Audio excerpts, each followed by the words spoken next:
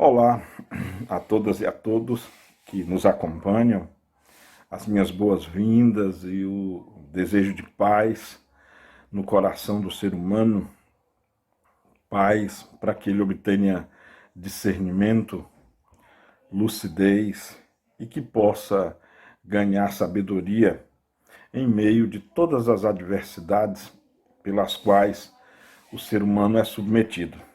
Então, dando início à nossa aula 3, iniciando de onde paramos, né, na aula passada. Então, capítulo 1, iniciando agora no item 20, o 20º item do capítulo 1 de A Gênese. Né? E Kardec inicia o item 20 escrevendo o seguinte: o simples fato de poder o homem comunicar-se com os seres do mundo espiritual traz consequências incalculáveis da mais alta gravidade. É todo um mundo novo que se nos revela e que tem tanto mais importância quanto a ele hão de voltar todos os homens sem exceção. A aula de hoje nós vamos falar basicamente sobre a revelação espírita, sobre os pilares fundamentais da revelação espírita, que são 5. De cara, já no item 20, Allan Kardec nos descreve um dos pilares fundamentais, que é a existência da alma. Quando ele nos coloca na situação de que se se tivesse demonstrado apenas que é possível comunicar-se com os seres que já morreram, isso já seria o suficiente. Nas palavras do próprio Kardec, já seria o suficiente para despertar em nós um calhamaço de uma panaceia de argumentos, de filosóficos, científicos, teológicos, enfim, porque já imaginou nós termos a certeza de que a morte não existe, ou melhor dizendo, a única morte que existe é a morte biológica.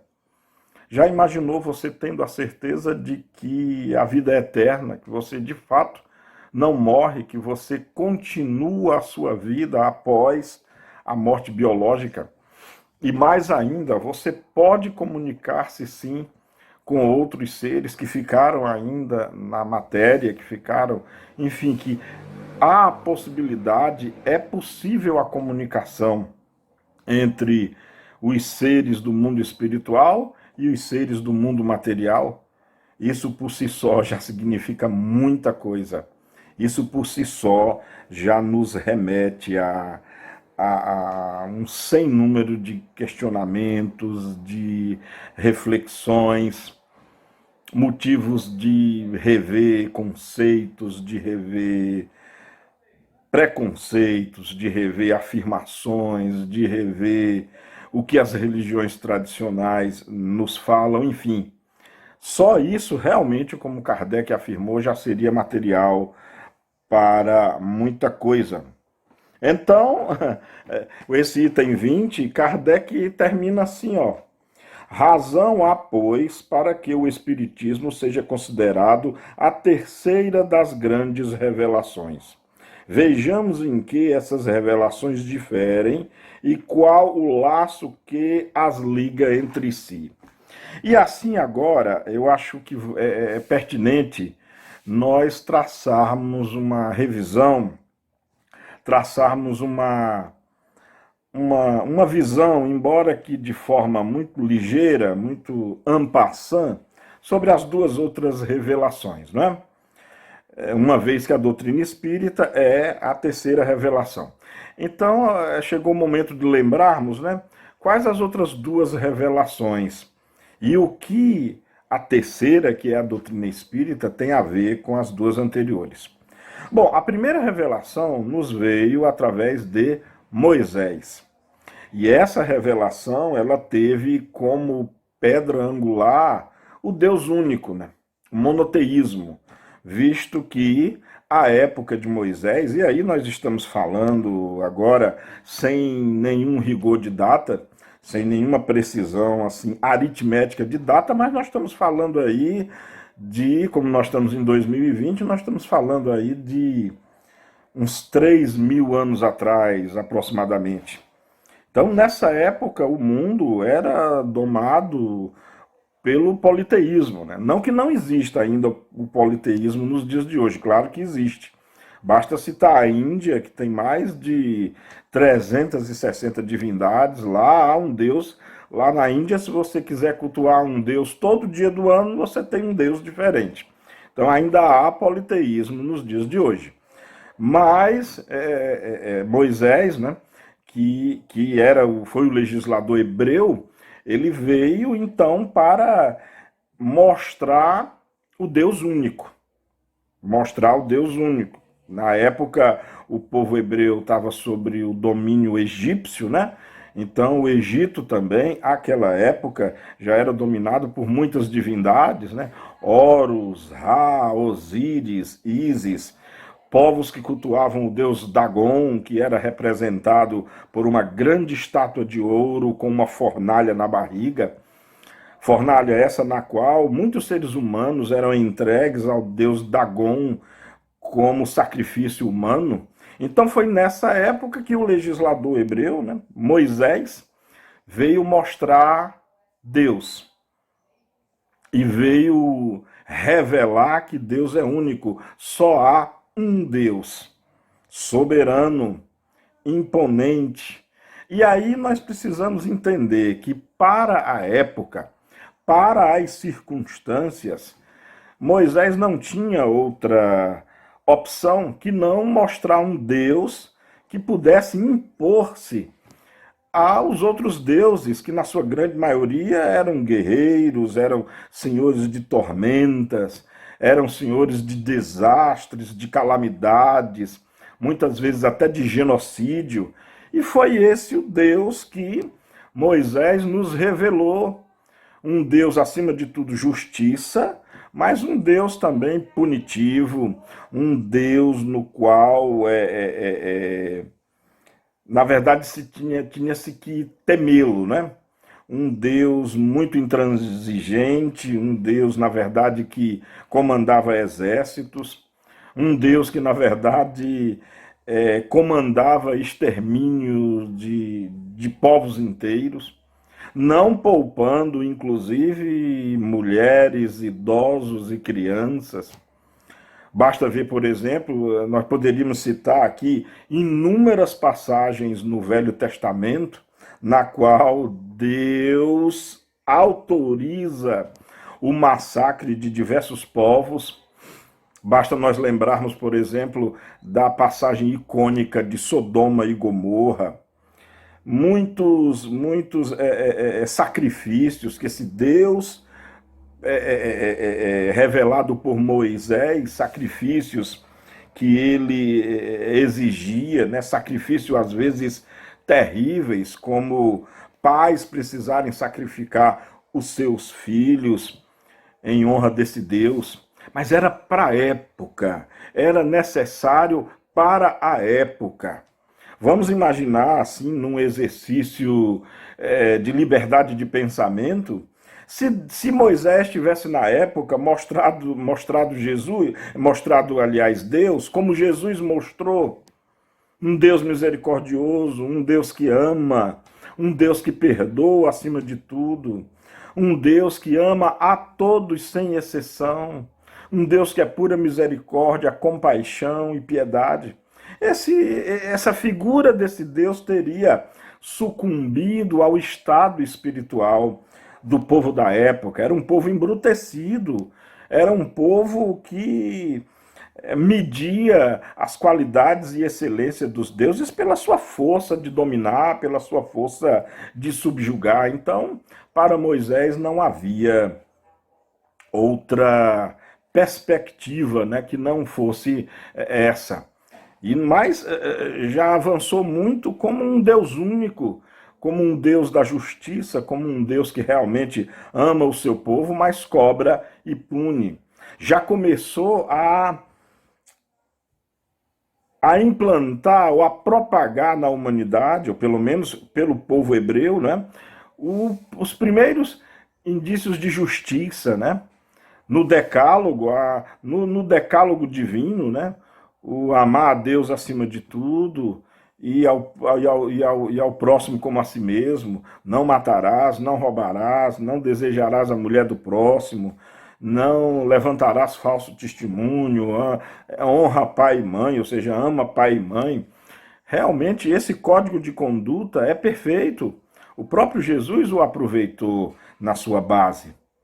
No entanto, era um Deus dessa forma, um Deus Senhor dos exércitos, e um Deus que mais se temia e longe se estava de amá-lo. Né? Esse é o resumo da primeira revelação. Né? Encabeçada, claro, tendo Moisés como o seu grande líder. E aí veio a segunda revelação, né?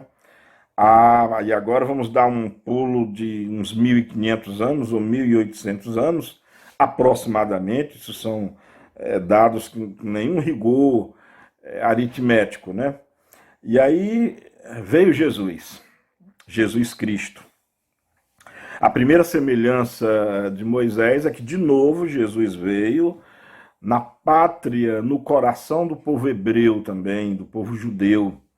E aí Jesus veio mostrar a face mais aprimorada de Deus. Jesus veio revisar esse Deus que antes era tido como o Senhor da guerra. E aí Jesus veio mostrar que Deus é amor, que Deus é misericórdia, que Deus não odeia ninguém, que Deus não odeia o pecador, ele odeia o pecado.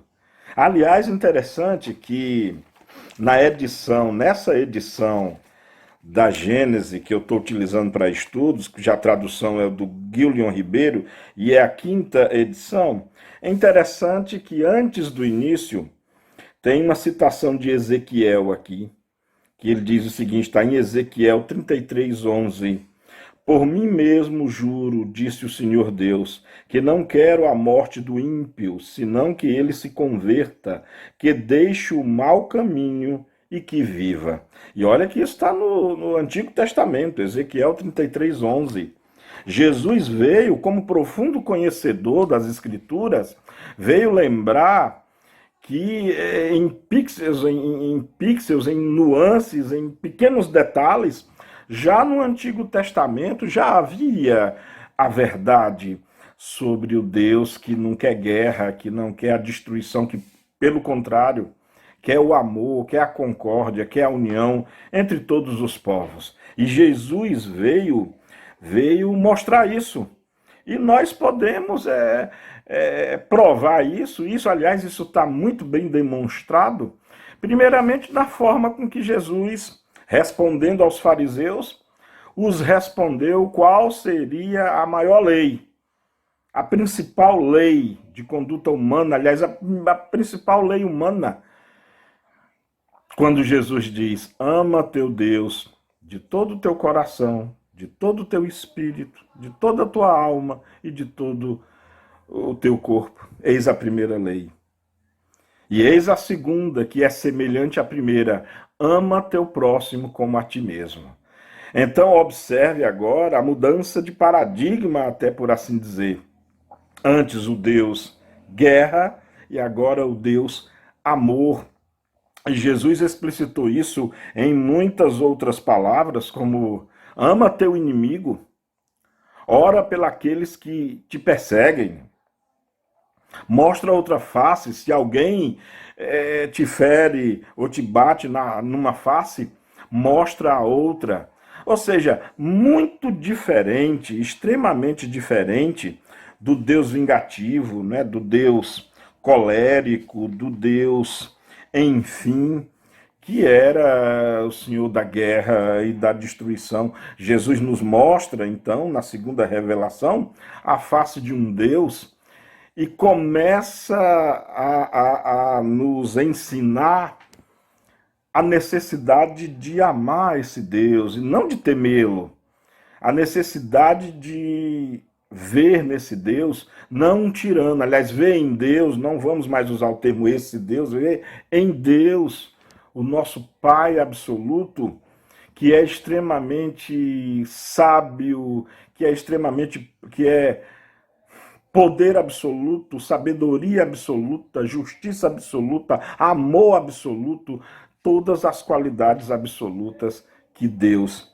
detém. Então, na verdade, na segunda revelação, né, perpetrada por Jesus Cristo, ele mostra Deus na sua verdadeira inteireza e mostra os atributos de Deus e mostra a necessidade premente de amar a Deus, não temê-lo, não por preocupar-se se Deus vai punir, se Deus castigar, mas entender em Deus como um aliado, entender Deus como um pai amigo, entender Deus como aquele a quem nós podemos recorrer nas nossas horas mais difíceis, aquele Deus em que realmente nos ajuda, aquele Deus que na verdade é o Senhor da vida, que nos proveu já de tudo.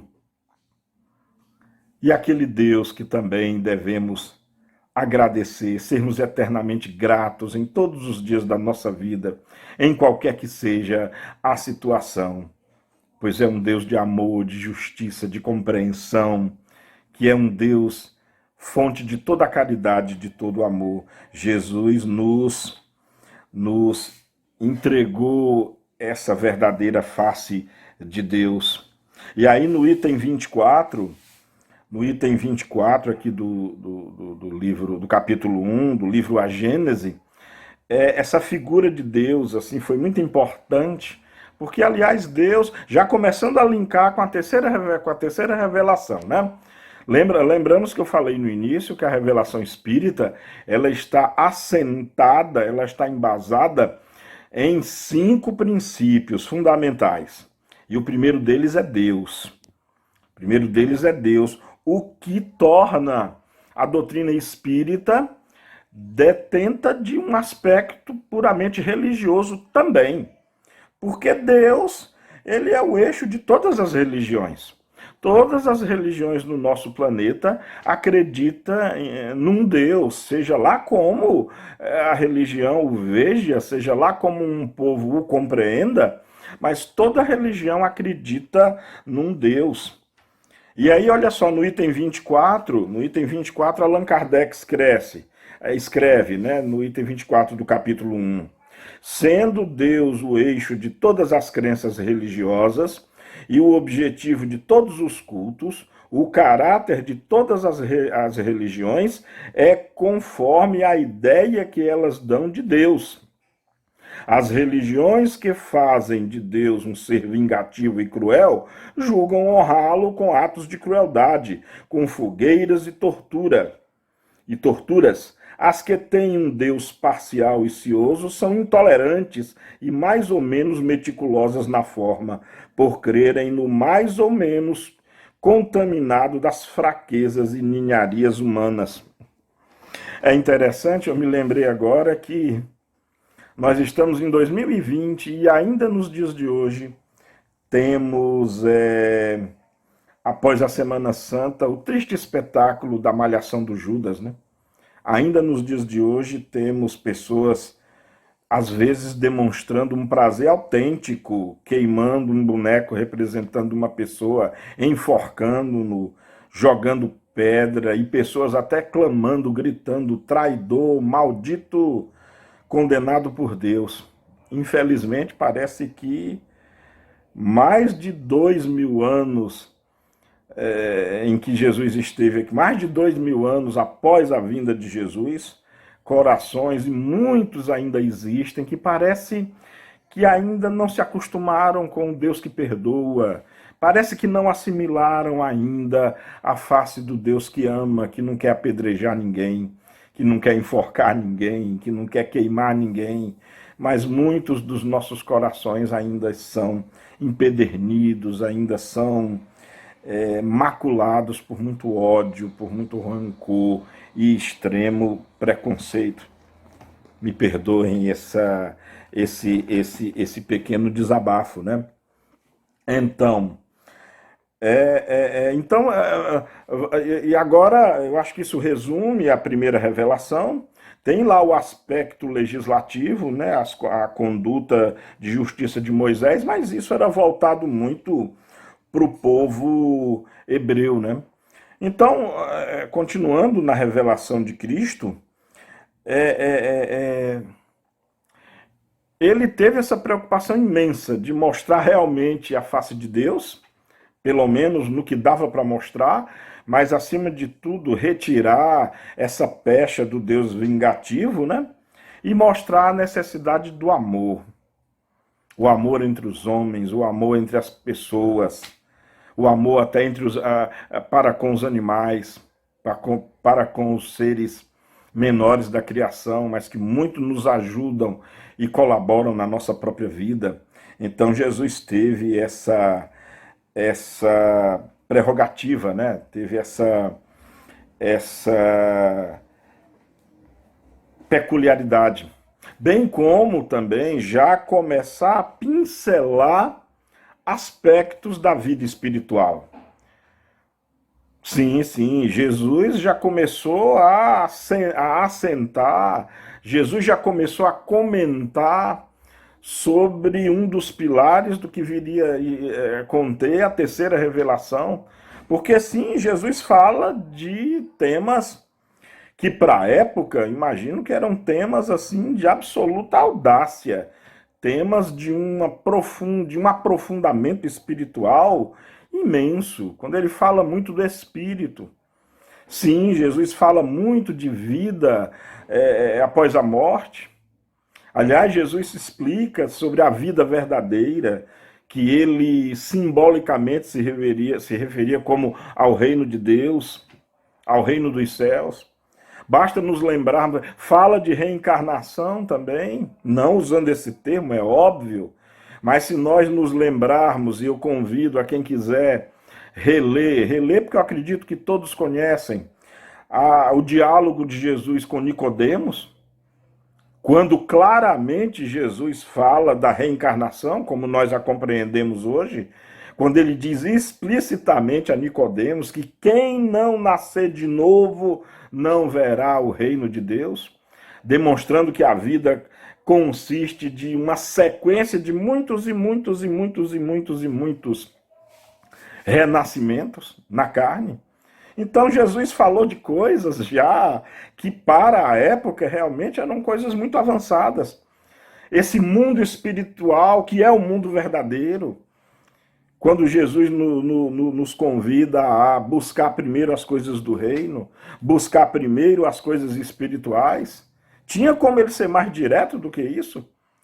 Não percais tempo em ajuntar tesouros aqui na terra, onde as traças corroem e os ladrões podem tomar. Ajuntai antes tesouro no céu, onde nem as traças corroem, nem os ladrões levam. Já Jesus falando de um outro lugar, de uma outra circunstância, de uma outra, quiçá, dimensão. E olha que Jesus não parou aí não, ele foi muito mais além. Falou inclusive da vida em outros mundos. Quando ele diz, abre aspas, cito Jesus, crê em Deus, crede também em mim, na casa do meu Pai há muitas moradas. Se assim não fosse, eu não vos diria, já aludindo à verdade de outros mundos habitados, pois, com certeza, a casa do Pai é o universo, e as moradas as moradas do Pai representam cada globo, cada mundo, que tem muitos dele, claro, a probabilidade de ser habitados. Então, Jesus já falava sobre isso na sua revelação. E observem que Jesus pegou a revelação mosaica, né, a primeira revelação, e a amadureceu. Jesus digamos assim, fez crescer, pegou o que Moisés tinha, ceifou, ou seja, subtraiu aquilo que era pura legislação para o povo da época e desenvolveu aquilo que Moisés já tinha dado em germe. E aí, é claro, Jesus não podia dizer tudo, né? Jesus todo mundo sabe que Jesus falou que tinha muita coisa a dizer ainda, né? No item 26 aqui do livro, do capítulo 1 do livro A Gênese, né? Kardec escreve assim, olha só, no item 26, entretanto, o Cristo acrescenta, muitas das coisas que vos digo ainda não as compreendeis, e muitas outras teria a dizer que não compreenderíeis. Por isso é que vos falo por parábolas. Mais tarde, porém, enviar-vos-ei o Consolador, Espírito de verdade, que restabelecerá todas as coisas e vô-las explicará todas. Quem quiser o texto na íntegra, está em São João, no capítulo 14, item 16, e São Mateus, em todo o capítulo 17. Então, já vejam Jesus anunciando uma nova revelação. E uma peculiaridade interessante, uma peculiaridade muito interessante. Nem a primeira e nem a segunda revelação possui um título, possui assim algo que a denomine. Mas, de maneira muito sutil, Jesus fornece um nome à terceira revelação. Ele chama a terceira revelação de Consolador. E aí Jesus dá uma pista muito grande. Jesus nos dá agora uma informação muito grande de que a terceira revelação ela vai consolar a humanidade. A terceira revelação, pelo menos, ela tem essa característica de consolação. A propósito, no item 27 do capítulo 1 de A Gênese, né? Allan Kardec escreve: por que chama Jesus, né? Por que Jesus chama de Consolador ao novo Messias ou a nova revelação? Este nome significativo e sem ambiguidade encerra toda uma revelação. Assim, ele previa que os homens teriam necessidade de consolações, o que implica a insuficiência daquelas que eles achariam na crença que iam fundar. Se o Cristo não pôde desenvolver o seu ensino de maneira completa, é que faltavam aos homens conhecimentos que eles só podiam adquirir com o tempo e sem os quais não o compreenderiam. Há muitas coisas que teriam parecido absurdas no estado dos conhecimentos de então. Completar o seu ensino deve entender-se no sentido de explicar e desenvolver, não no de ajuntar-lhes verdades novas, porque tudo nele se encontra em estado de germe, faltando-lhe só a chave para se aprender o sentido das palavras. Não é? Então, observem que Cristo já nomeou a terceira revelação como o Consolador prometido. E aí tem outra coisa também que me salta na mente, né? E se nós olharmos assim, passarmos uma visão sobre a história da Terra, a doutrina espírita ela chegou ao planeta, né? Em meados do século XIX, 1857, aos 18 de abril, foi o lançamento de O Livro dos Espíritos. E olha, interessante como o planeta Terra realmente estava na época, como está ainda hoje, com a necessidade de um consolador. Observemos que no século seguinte, no século XX, só para citarmos um exemplo, tivemos 2 guerras mundiais. O nosso planeta entrou em conflito bélico por 2 vezes, ceifando milhares, milhões de pessoas. Então, observem a natureza de urgência com a qual a doutrina espírita veio à Terra, para prepará-la, para já ensinar ao homem as verdades da vida, as verdades da natureza.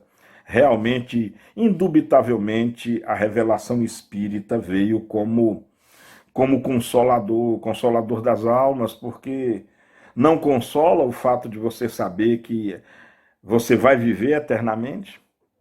Não consola o fato de saber que os seus entes queridos você vai rever. Você pode, inclusive, comunicar-se com eles, reencontrar-se com eles depois. Não consola saber que você, ao partindo da terra, voltará a mundos maravilhosos, dependendo, claro, do seu merecimento, da sua conduta, como ação e reação, como reação a todas as suas reações, a todas as suas ações e conduta. Não é bom saber que não existe penas eternas, que não existe inferno, que você jamais pode ser condenado a um inferno absoluto, ardendo e queimando numa demonstração de ódio totalmente incompatível com a definição de Deus e com a verdade sobre Deus. Não consola saber que, por pior que sejam seus erros, você pode consertá-los, você pode ter a oportunidade de repará-los. Não conforta saber que, por mais que você tenha maltratado alguém, por mais que você tenha sido injusto com alguém, sempre vai haver tempo de você reparar, de você pedir perdão e reajustar o erro e o dano que foi cometido. Então, realmente, a doutrina é verdadeiramente consoladora. Basta saber, por exemplo, que em pesquisas recentes, mostrou-se que o maior medo que todo ser humano tem é o medo da morte. Não da morte em si, pelo fato de morrer, mas o medo do nada. O ser humano tem medo de simplesmente acabar e não existir mais. Não é consolador saber que sempre existiremos, que sempre poderemos agir. Mas então, no item 27, já vimos então. No item 28, Allan Kardec nos explica, né, e desenvolve um aspecto muito interessante e característica da terceira revelação. Para que no item 29, Allan Kardec nos traz nos convida a um tipo de raciocínio muito interessante, porque toda e qualquer revelação, claro, ela precisa, subjacente à própria revelação, ela precisa de um intérprete, precisa de alguém que a esmiúce, que a transmita, que a ensine, né? Então, Allan Kardec trata disso no item 29, né? Quem tem a liberdade de interpretar, por exemplo, as escrituras sagradas? Allan Kardec nos convida a pensar um pouquinho nisso, para que a gente já comece a entender que toda revelação, prestem bem atenção, acompanhem muito bem esse raciocínio, porque Allan Kardec começa a nos levar a entender que todas as revelações, começando com as Sagradas Escrituras, para que você as entenda na inteireza, você precisa da ciência. Sim, você precisa da ciência e você precisa também do conhecimento religioso e filosófico. É muito necessário isso. Olha só, no item 29, Allan Kardec escreve: mas quem toma a liberdade de interpretar as escrituras sagradas?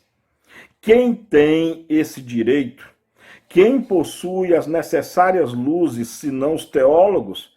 Quem o ousa? Primeiro, a ciência, que a ninguém pede permissão para dar a conhecer as leis da natureza e que salta sobre os erros e os preconceitos. Quem tem esse direito? Os homens só puderam explicar as escrituras com o auxílio do que sabiam das noções falsas ou incompletas que tinham sobre as leis da natureza, mais tarde reveladas pela ciência. Mas quem julgará das interpretações diversas e muitas vezes contraditórias fora do campo da teologia? O futuro, a lógica e o bom senso. Os homens, cada vez mais esclarecidos, à medida que novos fatos e novas leis se foram revelados, saberão separar da realidade os sistemas utópicos. Ora, as ciências tornaram conhecidas algumas leis. O Espiritismo revela outras.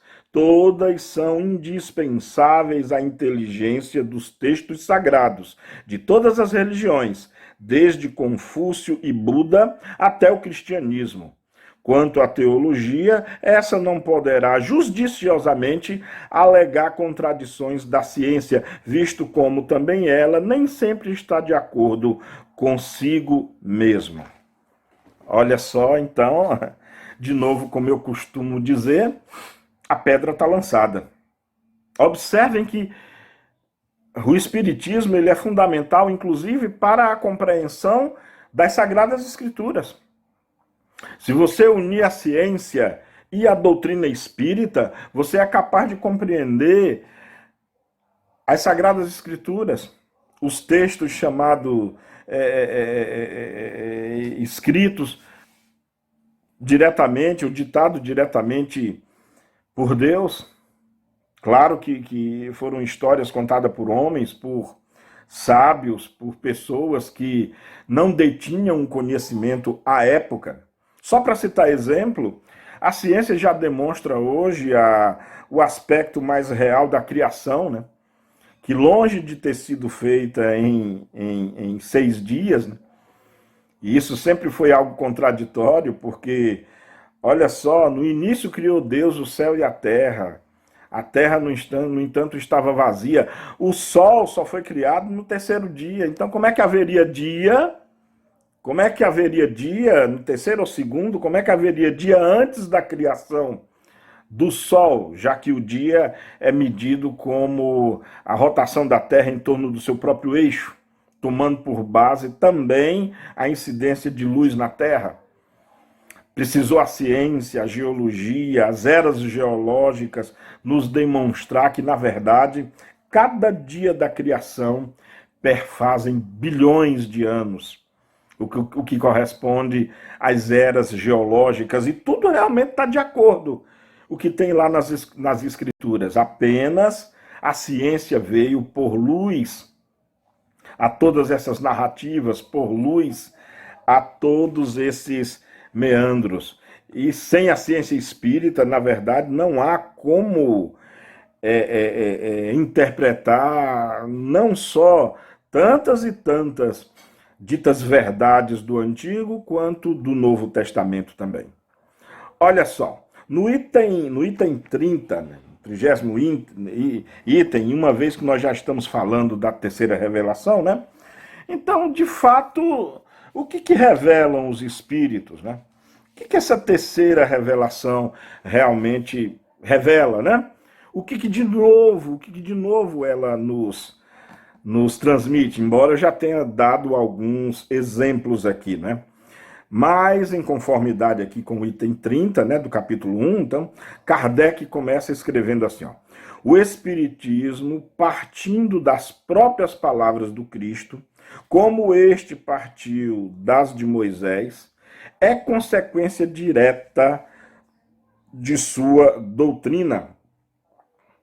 Pelas revelações, aqui já no item 31, pelas relações que hoje pode estabelecer com aqueles que deixaram a terra, possui o homem não só a prova material da existência e da individualidade da alma, como também compreende a solidariedade que liga os vivos aos mortos deste mundo e os deste mundo aos dos outros planetas.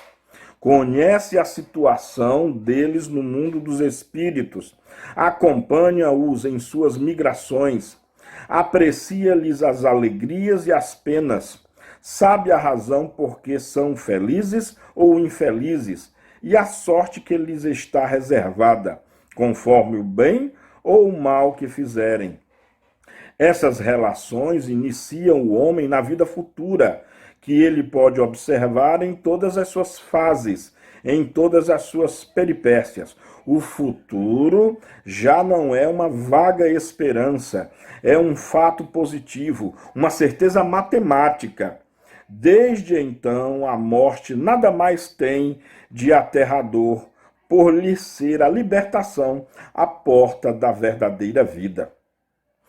Pelo estudo da situação dos espíritos, o homem sabe que a felicidade ou a infelicidade na vida espiritual são inerentes ao grau de perfeição e de imperfeição, que cada qual sofre as consequências diretas e naturais de suas faltas, ou por outra, que é punido no que pecou, que essas consequências duram tanto quanto a causa que as produziu, que, por conseguinte, o culpado sofreria eternamente se persistisse no mal, mas que o sofrimento cessa com o arrependimento e a reparação. Ora, como depende de cada um o seu aperfeiçoamento, todos podem, em virtude do livre-arbítrio, prolongar ou abreviar seus sofrimentos, como o doente sofre pelos seus excessos, enquanto não lhes põe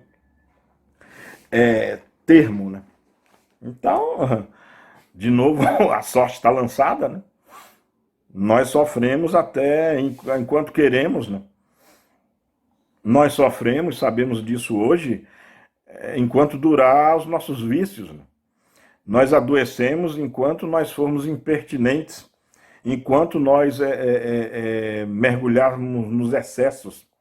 Nós teremos problemas de relacionamento até quando nós não soubermos tratar o próximo, até quando nós continuarmos agindo com egoísmo, com orgulho, com vaidade, sem respeitar a pessoa, o próximo. Nós teremos desgraças materiais até enquanto não soubermos administrar aquilo que temos, enquanto gastarmos mais do que possuímos, e enquanto tivermos ambições e desejos acima daquilo que nos é possível. Nós vemos, gente, a doutrina espírita nos explicou, na verdade Jesus já explicou antes, que realmente todo o sofrimento é causado única e exclusivamente por nós mesmos. Então,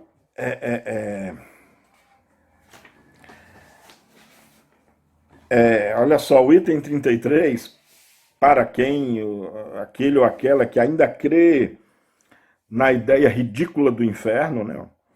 Olha só, no item 33, o codificador escreve: se a razão repele como incompatível com a bondade de Deus a ideia das penas irremissíveis, perpétuas e absolutas, muitas vezes infligidas por uma única falta, a dos suplícios do inferno, que não podem ser minoradas nem sequer pelo arrependimento mais ardente e mais sincero, a mesma razão se inclina diante dessa justiça distributiva e imparcial, que leva tudo em conta, que nunca fecha a porta ao arrependimento e estende constantemente a mão ao náufrago, em vez de o empurrar para o abismo. Então, claramente a negação da existência desse inferno. Ele pode até existir, fruto da nossa consciência, fruto da nossa prisão a um ciclo de culpa e erro,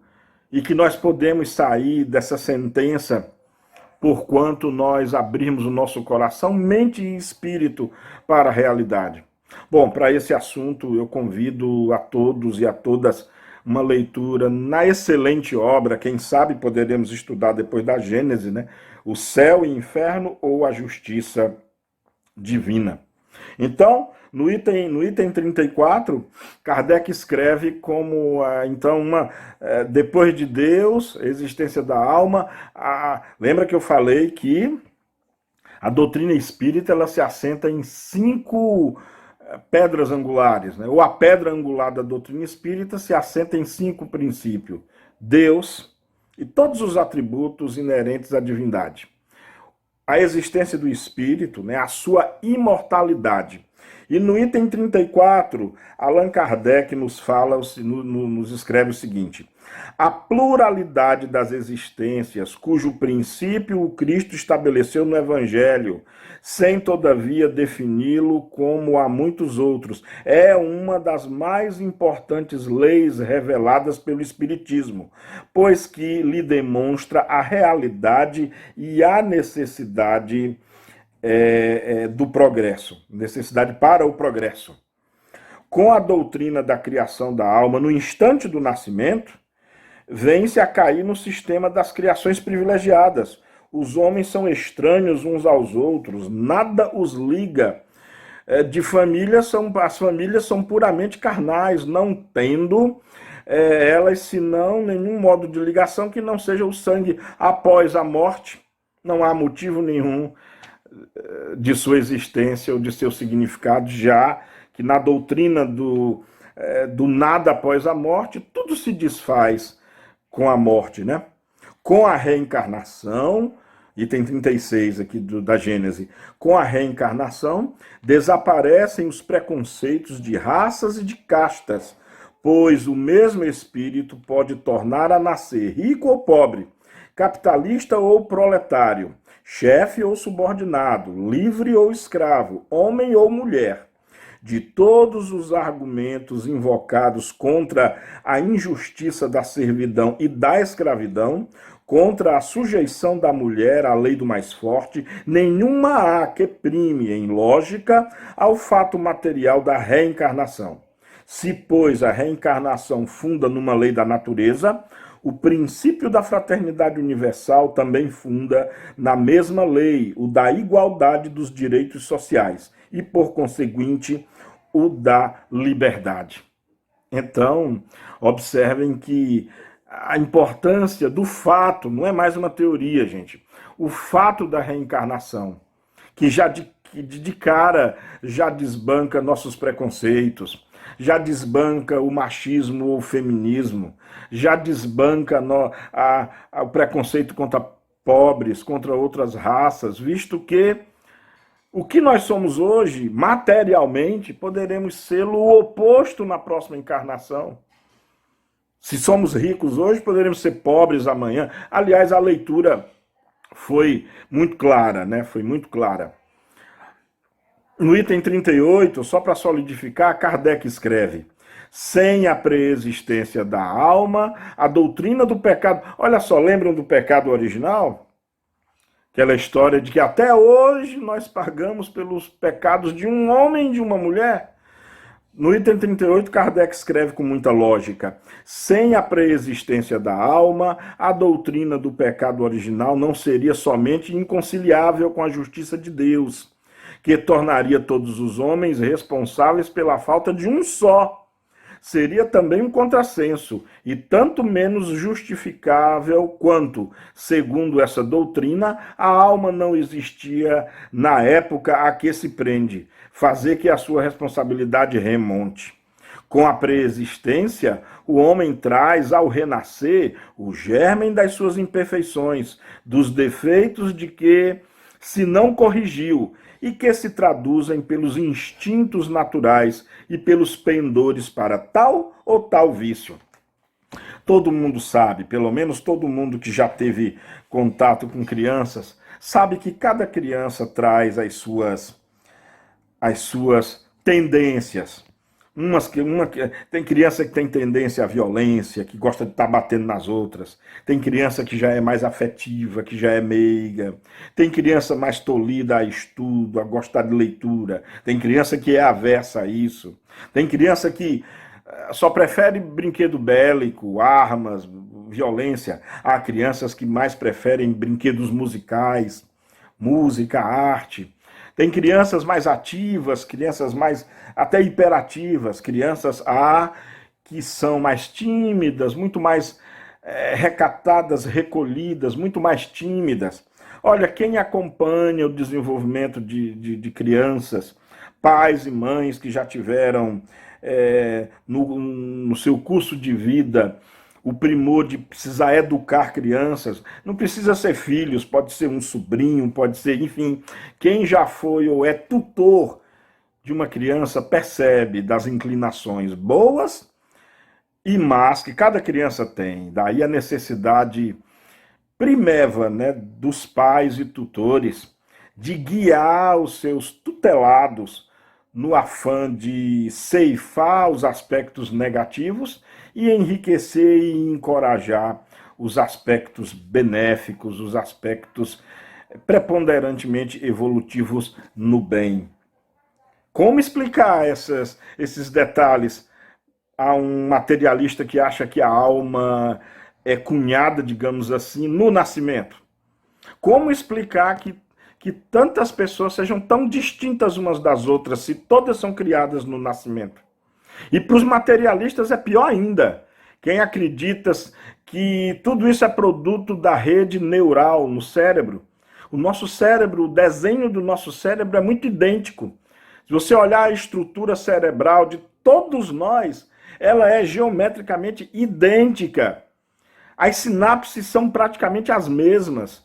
Por que então um sistema tão idêntico, tão semelhante, gera comportamento tão diverso? Gera comportamento tão diferente? Inclusive até de gêmeos. Gêmeos perfeitos, que são geneticamente iguais, portanto possuem até cérebros idênticos, mas exibem comportamentos diferentes. Percebe-se que realmente a matéria não é suficiente para explicar tudo. É necessário a ciência espírita, a doutrina espírita também, para levar luz a muitas das dúvidas, né? Olha só, outra demonstração do espiritismo científico, no item 39, né? Kardec escreve: o espiritismo experimental estudou as propriedades dos fluidos espirituais e a ação deles sobre a matéria. Demonstrou a existência do perispírito, suspeitado desde a antiguidade e designado por São Paulo sob o nome de corpo celestial, isto é, corpo fluídico da alma, depois da destruição do corpo intangível. Perispírito, aliás, assunto talvez de uma aula inteira só sobre ele, né? O Espiritismo nos demonstra, na verdade, algo que muitos antigos, não foram só os hebreus na figura do Paulo de Tarso, não. Os caldeus, antes dos egípcios, já falavam dessa entidade nem material, nem totalmente espiritual. Os egípcios já falavam sobre essa entidade. Os alemães, na figura de Coudreau e de Leibniz, um dos criadores do cálculo diferencial e integral, né? Foi criado por Isaac Newton, em inglês, e independentemente, lá na Alemanha, por Leibniz. Leibniz já estudava os aspectos desse corpo fluídico, desse corpo energético. Rupert Sheldrake, que na atualidade pode-se dizer foi um dos maiores iniciadores desse corpo fluídico, corpo energético, na figura do que, depois nós vamos falar muito sobre isso, sobre campo mórfico ou campo morfogênico. Então, a própria realidade do perispírito, realidade essa que a doutrina espírita demonstra, na verdade ela demonstra a existência, não explica muita coisa. Fato esse que necessita, talvez, por parte de nós, pesquisadores, muitas pesquisas a respeito disso, a respeito dessa verdade do perispírito.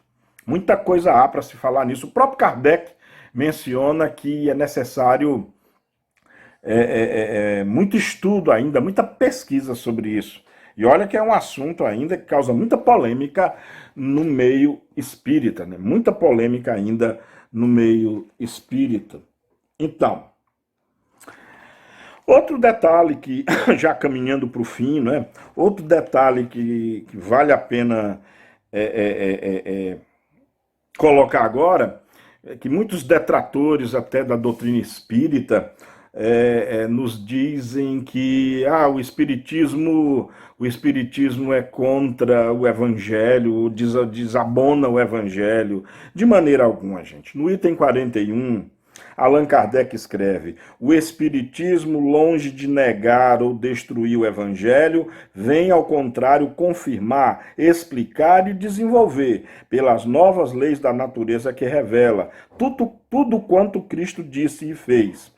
elucida os pontos obscuros do ensino cristão, de tal sorte que aqueles para quem eram ininteligíveis certas partes do evangelho ou pareciam inadmissíveis, as compreendem e admitem sem dificuldade com o auxílio desta doutrina, veem melhor o seu alcance e podem distinguir entre a realidade e a alegoria. O Cristo lhes parece maior, já não é simplesmente um filósofo, é um Messias divino. E realmente, gente, a doutrina espírita explicando de fato, a ciência espírita explicando de fato, junto com a ciência positiva, uma série de fenômenos. O próprio estudo do perispírito, desse verdadeiro campo mórfico que é o perispírito. Quando a gente estuda o perispírito, você compreende os milagres que Jesus efetuou. Você compreende muitos feitos da antiguidade, de aparição, de sonambulismo, de dupla vista, de materializações, fenômenos que até então eram tidos como milagres. E nada mais são do que consequência das propriedades do perispírito. A doutrina nos revelou todas essas coisas. E olha só, realmente, né, o Espiritismo é o consolador prometido. Olha só o que diz Kardec no item 42. Demais se considerar o poder moralizador do Espiritismo, pela finalidade que assina a todas as ações da vida, por tornar quase tangíveis as consequências do bem e do mal, pela força moral, a coragem e as consolações que dá nas aflições, mediante inalterável confiança no futuro, pela ideia de ter cada um perto de si, os seres a quem amou, a certeza de os rever, a possibilidade de confabular com eles, enfim, pela certeza de que tudo quanto se fez, quanto se adquiriu em inteligência, sabedoria, moralidade, até a última hora da vida, não fica perdido, que tudo aproveita ao adiantamento do espírito. Reconhece-se que o Espiritismo realiza todas as promessas do Cristo a respeito do Consolador anunciado. Ora, como é o Espírito de verdade quem preside ao grande movimento da regeneração, a promessa da sua vinda se acha por essa forma cumprida, porque é de fato ele, o Espiritismo, o verdadeiro Consolador. E aí, pessoal, para encerrar a aula de hoje, nos resta terminar com uma última característica da revelação divina, da terceira revelação, que é divina também, é o seu aspecto impessoal. A primeira revelação veio através de Moisés. Por mais poderoso que fosse, era um homem. E mais, foi uma revelação ao povo hebreu somente, circunscrita a um homem e a um povo. Depois veio Jesus, que expandiu esse conceito, expandiu o conceito de Deus, e já informou, e já nos ensinou que este conceito e esse ensinamento não era mais só de um povo, era para a humanidade inteira. Mas mesmo assim foi a revelação de um homem, foi a revelação de uma pessoa. Outra característica maravilhosa da doutrina espírita é que ela não veio através de um homem, ela veio através de espíritos, ditando esse conhecimento em todas as partes do globo, em todas as partes do planeta Terra. Allan Kardec, quando compilou todo esse conhecimento, ele ajuntou mensagens vindas da Noruega, da Holanda, da França, da Itália, Alemanha, Estados Unidos, Honduras, México, África, Uganda, Congo. Aqui no Brasil, 2 lugares fazem parte dessa revelação. Vitória da Conquista, na Bahia, e um centro espírita em Sergipe. Na época não era centro espírita porque não existia ainda essa alcunha, mas médiuns baianos de Vitória da Conquista e médiuns de Sergipe participaram também no envio de mensagens. O que eu termino com o item 45 do capítulo 1. Próprio Kardec citando: a primeira revelação teve a sua personificação em Moisés, a segunda no Cristo. A terceira não tem em indivíduo algum.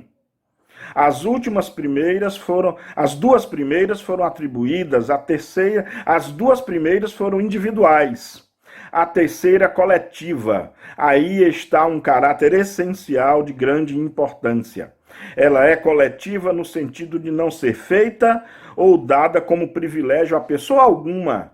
Ninguém, por consequência, pode inculcar-se como seu profeta exclusivo. Foi espalhada simultaneamente por sobre a terra a milhões de pessoas de todas as idades e condições, desde a mais baixa até a mais alta escala, conforme esta predição registrada pelo autor dos Atos dos Apóstolos. Nos últimos tempos, disse o Senhor, derramarei o meu espírito sobre toda a carne. Os vossos filhos e filhas profetizarão. Os mancebos terão visões e os velhos sonhos. Esse lindo texto está em Atos dos Apóstolos, capítulo 2, versículos 17 e 18. Ou seja, a terceira revelação não proveio de nenhum culto especial, a fim de servir um dia a todos de ponto de ligação. Então, encerrando, lembram que eu falei a doutrina espírita?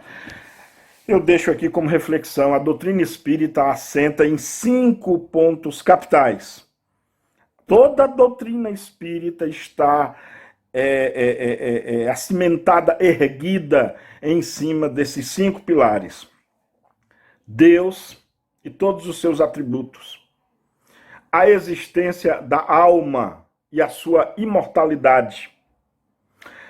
A pluralidade das existências, que nada mais é que a reencarnação. E isso, inclusive, acarretando a pluralidade de mundos habitados, pois a reencarnação pode se dar não só no planeta Terra, mas como em muitos outros orbes. 4º pilar, a comunicabilidade com os espíritos desencarnados.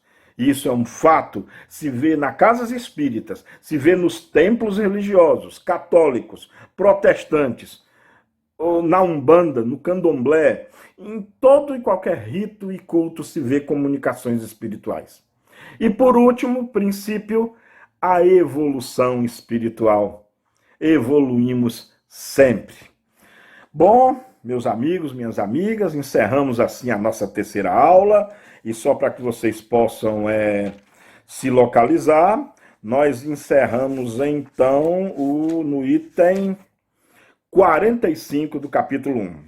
Próxima semana, nós então recomeçaremos.